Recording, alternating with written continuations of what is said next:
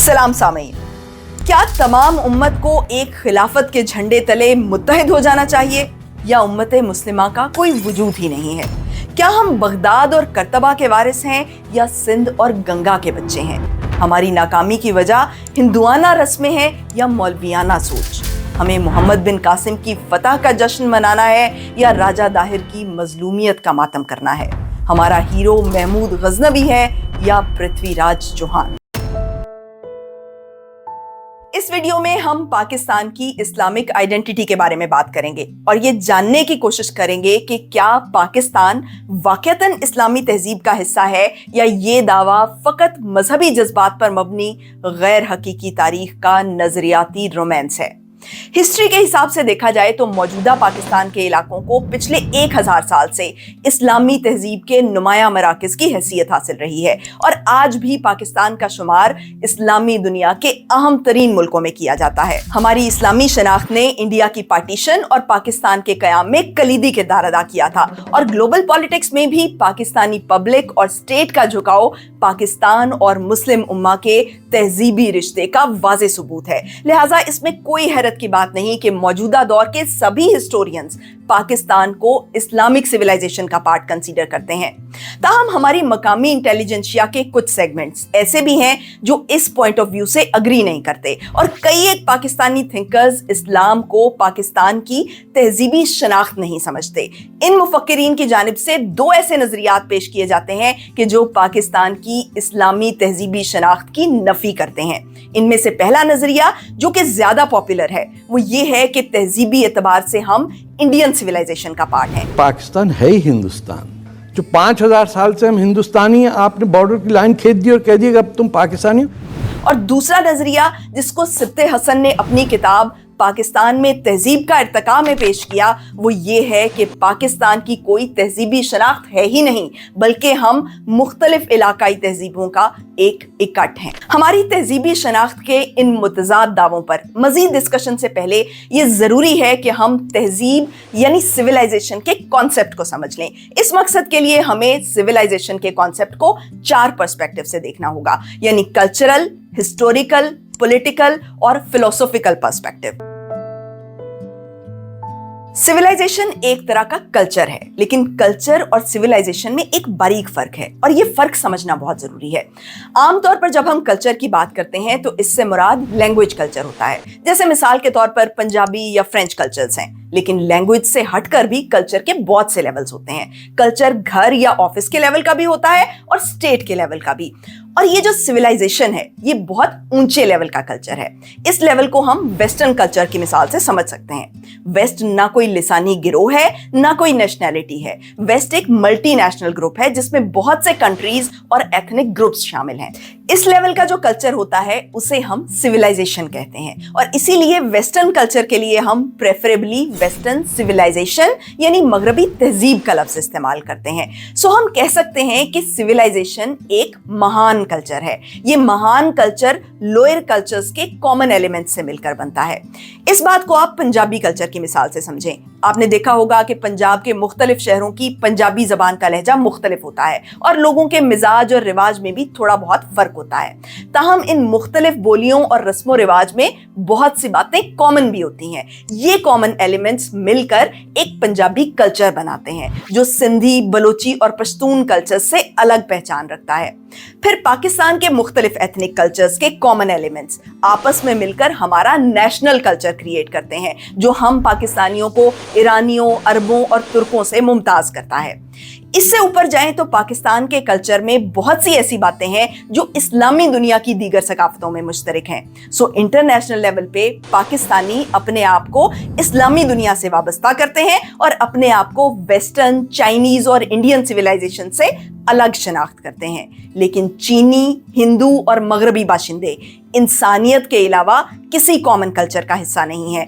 अफराद के ये आला तरीन कल्चरल ग्रुप्स ही हैं जिन्हें हम आलमी तहजीबें करार देते हैं। हमारी आज की दुनिया में 6500 के करीब लैंग्वेज कल्चर्स मौजूद हैं और तकरीबन 200 नेशन स्टेट्स एग्जिस्ट करती हैं। लेकिन इस तमाम दुनिया को कुल मिला के सिर्फ 5 या 6 बड़े ग्रुप्स में डिवाइड किया जा सकता है। इन ग्रुप्स को सिविलाइजेशंस कहा जाता है। सबसे जानी मानी सिविलाइजेशन वेस्ट है, जिसे हम मगरबी तहजीब कहते हैं। इस तहजीब से जुड़े अहम मुल्कों में अमेरिका, कनाडा, यूरोप के बहुत से मुल्क और ऑस्ट्रेलिया और न्यूजीलैंड शामिल हैं। मगरबी तहजीब का आगाज वेस्टर्न यूरोप में हुआ, जब यूरोप की क्रिश्चियन पॉपुलेशन को रेनेसांस, रेफॉर्मेशन और एनलाइटनमेंट जैसी तहरीकों ने एक नई तहजीब की सूरत में ढाल दिया। मगरबी तहजीब की बुनियाद सेकुलरिज्म, लिबरलिज्म, डेमोक्रेसी और कैपिटलिज्म के फलसफे पर खड़ी है। एक और तहजीब जिसका आगाज क्रिश्चियन यूरोप से हुआ ऑर्थोडॉक्स सिविलाइजेशन है। ऑर्थोडॉक्स तहजीब का मरकज रूस है। रूस के अलावा आर्मेनिया, जॉर्जिया, साइप्रस, यूनान, बल्गेरिया, रोमेनिया, सर्बिया और मैसेडोनिया के ममालिक भी ऑर्थोडॉक्स तहजीब का हिस्सा हैं। ये तमाम कंट्रीज यूरोपियन हैं, लेकिन इसके बावजूद वेस्टर्न नहीं है, क्योंकि वेस्ट के बरक्स ऑर्थोडॉक्स ममालिक में रेनेसांस, रेफॉर्मेशन और एनलाइटनमेंट की तहरीकों का असर बहुत कम रहा, जिसकी वजह से एक ही ओरिजिन रखने वाली वेस्टर्न और ऑर्थोडॉक्स सिविलाइजेशन के रास्ते जुदा हो गए और आज तक जुदा हैं। अगली अहम तहजीब चीनी तहजीब या सिनिक सिविलाइजेशन है, जो कि ईस्ट एशियन कल्चर्स पर मुश्तमिल है। चीन, जापान, ताइवान, मंगोलिया, कोरिया और वियतनाम इस तहजीब के अहम ममालिक हैं और कन्फ्यूशियसिज्म, बुद्धिज्म, ताओइज्म और मुश्तरका नस्ली रिश्ते इस तहजीब के अहम अनासर हैं। इंडियन सिविलाइजेशन यानी हिंदी तहजीब की बुनियाद हिंदू धर्म का मजहबी और समाजी निजाम है, जो गुज़श्ता 3000 साल से भारत, नेपाल, श्रीलंका और चंद दीगर ममालिक की सकाफत में तसलसल से बरकरार है। इस्लामी तहजीब का आगाज 7th सेंचुरी के अरब में नबी पाक की तालीमात से होता है और आज की दुनिया में 57 ममालिक इस्लामी तहजीब से वाबस्ता हैं। इन 5 बड़ी तहजीबों के अलावा historians Latin America, central Africa और जापान को भी मुकम्मल तहजीबें शुमार करते हैं। तहजीब के बारे में पहली बात तो ये कही जा सकती है कि तहजीब इंसानों की सबसे ऊंचे लेवल की पहचान है। वैसे तो इंसान की सबसे पहली और सबसे बुलंद पहचान इंसानियत है, यानी हम सब होमो सेपियंस हैं, लेकिन इंसानियत के बुलंद तरीन सतह से नीचे इंसानों की सबसे बालातर शनाख्त तहजीब है। सिविलाइजेशन के बारे में दूसरी बात यह कही जा सकती है कि सिविलाइजेशन तारीख के मुताले की असल यूनिट है। इसका मतलब यह है कि ह्यूमन हिस्ट्री की असल स्टडी कौमों और रियासतों के लेवल पर नहीं, बल्कि सिविलाइजेशंस के लेवल पर होती है। इंसानी तारीख तहजीबों की तारीख है। इंसान की तरक्की को किसी और अंदाज में समझना मुमकिन ही नहीं है। यानी अगर आप एक कौम की हिस्ट्री समझना चाहते हैं तो आपको उस कौम की पेरेंट सिविलाइजेशन की हिस्ट्री पढ़ना होगी, क्योंकि कौम की हिस्ट्री उसकी पेरेंट सिविलाइजेशन की हिस्ट्री में पेवस्त होती है। मिसाल के तौर पर अगर आप जर्मनी या इटली की तारीख पढ़ना चाहते हैं तो आपको वेस्टर्न सिविलाइजेशन की हिस्ट्री पढ़ना होगी, और अगर आप सऊदीया, तुर्की और ईरान की हिस्ट्री को समझना चाहते हैं तो आपको इस्लामिक सिविलाइजेशन की तारीख का मुताला करना होगा। इसी तरह इंडियन सिविलाइजेशन की हिस्ट्री का अपना अलग धारा है, जो कि वेदों के जमाने से शुरू होता है और आज तक जारी है।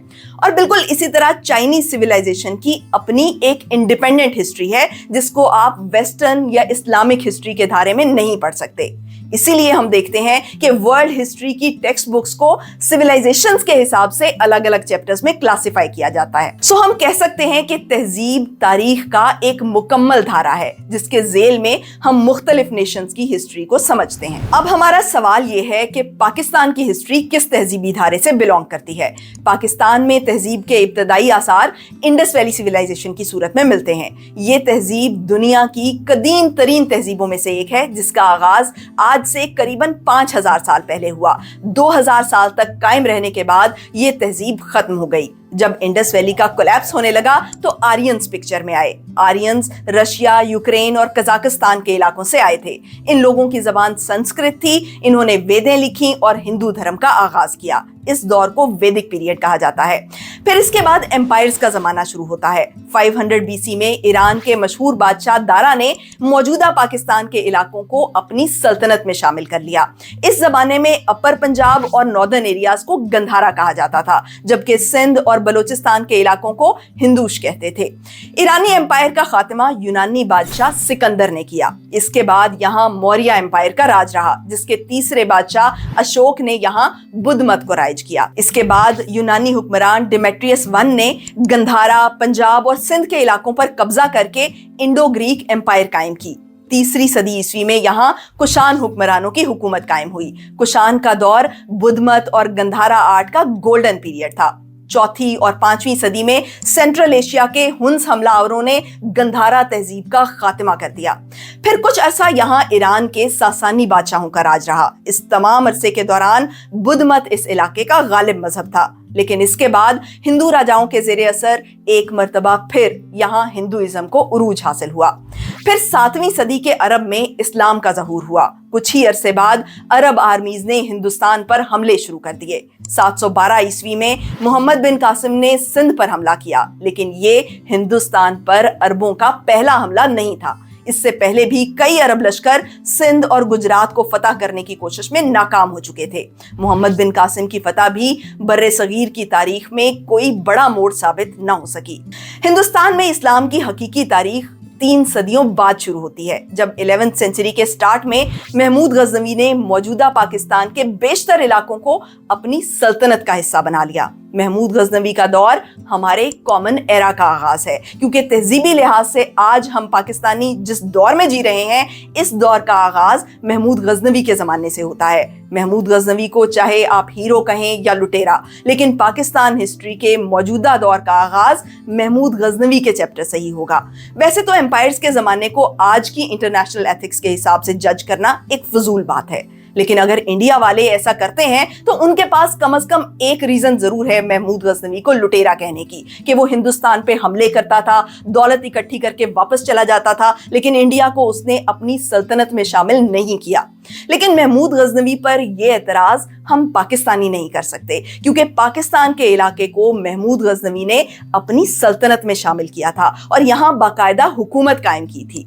अगले 200 साल तक ये इलाका गजनवी सल्तनत के मातहत रहा और इस अरसे के दौरान इस खित्ते की मजहबी और समाजी साख्त हमेशा के लिए बदल गई। हमेशा के लिए ये खित्ता एक मुस्लिम मेजॉरिटी एरिया बन गया।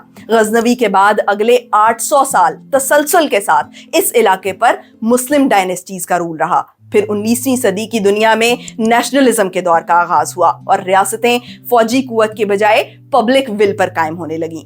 19वीं सदी के इख्तिताम तक ब्रिटिश इंडिया में भी नेशनलिज्म का चर्चा होने लगा। लोगों ने राइट ऑफ सेल्फ डिटर्मिनेशन का सबक पढ़ा और अपनी आज़ाद रियासत की मांग करने लगे।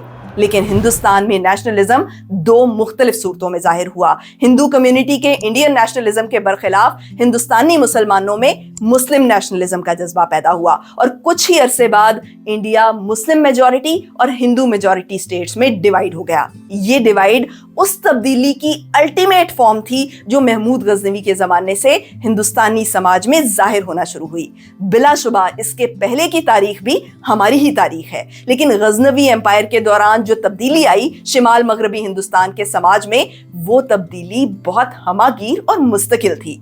इस तब्दीली के बाद मजीद ये मुमकिन ही नहीं रहा कि हम पाकिस्तान की तहजीब को इंडियन सिविलाइजेशन के जेल में और वैदिक पीरियड की कॉन्टिन्यूटी में समझ सकें। यही वजह है कि पाकिस्तान की हिस्ट्री को इस्लामिक सिविलाइजेशन की हिस्ट्री के जेल में पढ़ा जाता है और दुनिया भर के हिस्टोरियंस बगैर किसी शक शुबे के इस बात पर मुत्तफिक हैं कि पाकिस्तान इस्लामिक वर्ल्ड का एक पार्ट है और पाकिस्तान की तहजीबी शनाख्त इस्लामिक सिविलाइजेशन से जुड़ी है। तहजीबी शनाख्त का एक और कॉन्सिक्वेंस ये है कि दुनिया की वो जगहें जहां सिविलाइजेशंस की सरहदें आपस में मिलती हैं, वहां खतरनाक कन्फ्लिक्ट जन्म लेते रहे हैं। मिसाल के तौर पर वेस्ट और ऑर्थोडॉक्स सिविलाइजेशन के संगम पर वाक़े यूक्रेन का खित्ता, इस्लामिक और इंडियन सिविलाइजेशंस के संगम पर वाक़े कश्मीर का इलाका और वेस्ट और इस्लाम के संगम पर वाक़े यरूशलेम का इलाका। 1947 से पहले पाकिस्तान भी कुर्राए अर्ज़ के उन चंद सुलगते मकामात में से एक था जिन्हें फॉल्ट लाइंस बिटवीन सिविलाइजेशंस कहा जाता है और इंडिया की पार्टीशन की अहम तरीन वजह इस्लामी और हिंदी तहजीबों का टकराव था।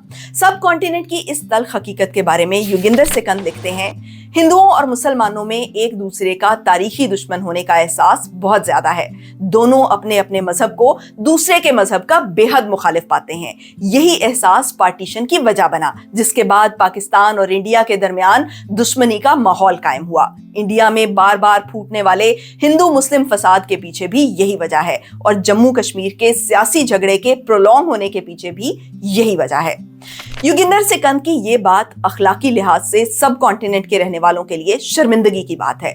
ایسا ہونا نہیں چاہیے تھا کہ مذہب کی بنیاد پر آپس میں دشمنی کی جاتی، لیکن ایسا ہوا۔ ہم کہہ سکتے ہیں کہ قیام پاکستان کا واقعہ محض دو قوموں کا ٹکراؤ نہیں بلکہ دو تہذیبوں کا تصادم تھا، اور جس نظریے کو ہم ٹو نیشن تھیوری کہتے ہیں وہ دراصل ٹو سویلائزیشن تھیوری ہے۔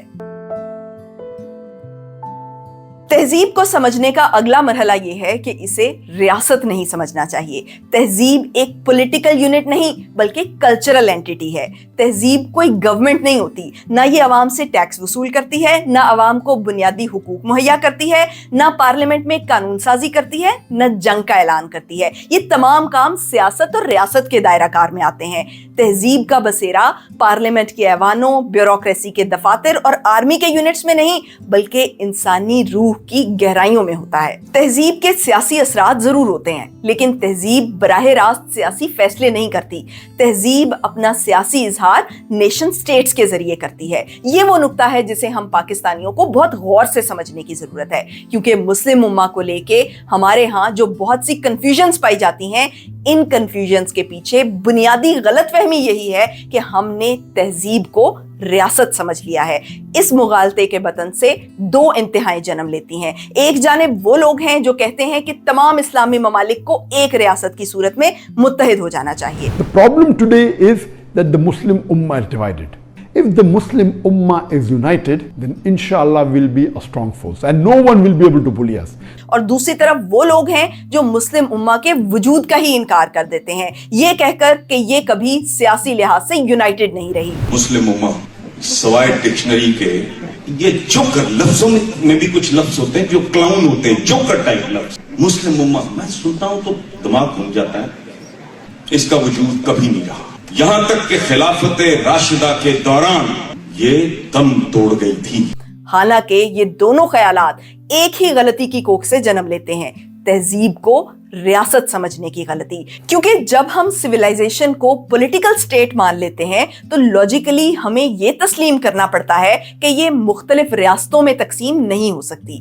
پھر یا تو ہم ایک ایسی خلافت کی تمنا کرنے لگتے ہیں جس میں تمام مسلمان ممالک ضم ہو جائیں، یا پھر اس خواہش کے پورا نہ ہونے پر ہم مسلم امہ کے وجود کا ہی انکار کر دیتے ہیں۔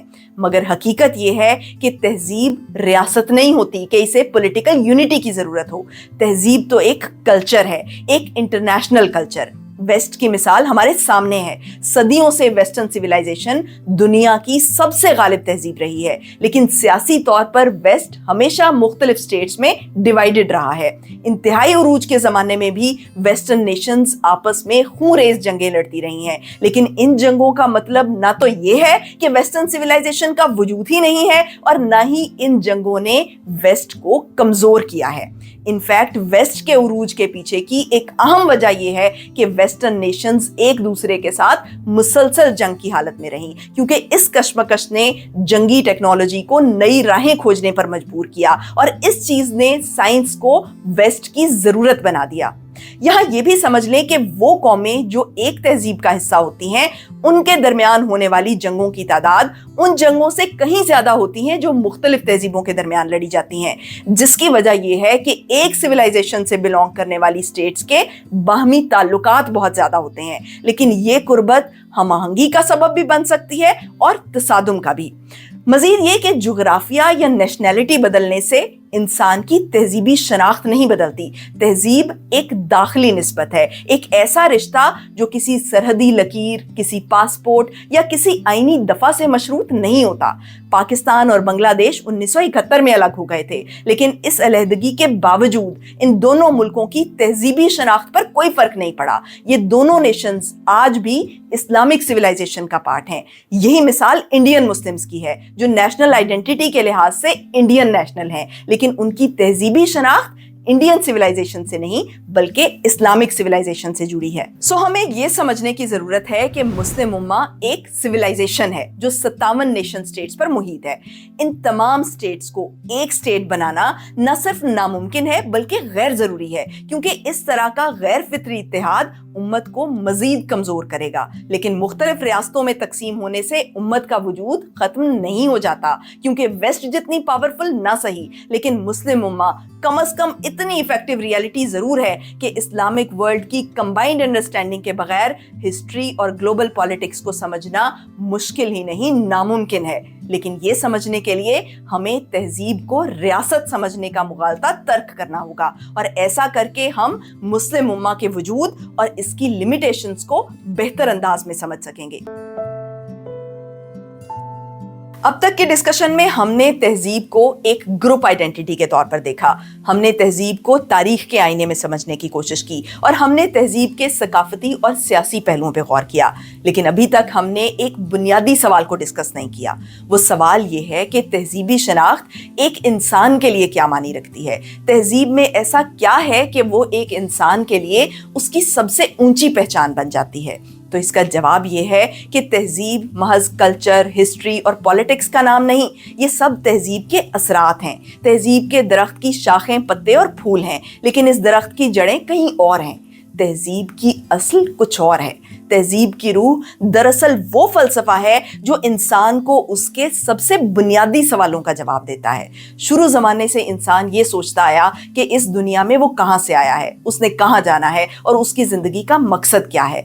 मुख्तलिफ ज़मानों में मुख्तलिफ लोगों ने ज़िंदगी और कायनात को अपने अपने पॉइंट ऑफ व्यू से देखा और इसके मुताबिक ज़िंदगी का नज़रिया बनाया, एक आइडियोलॉजी ऑफ लाइफ क्रिएट की।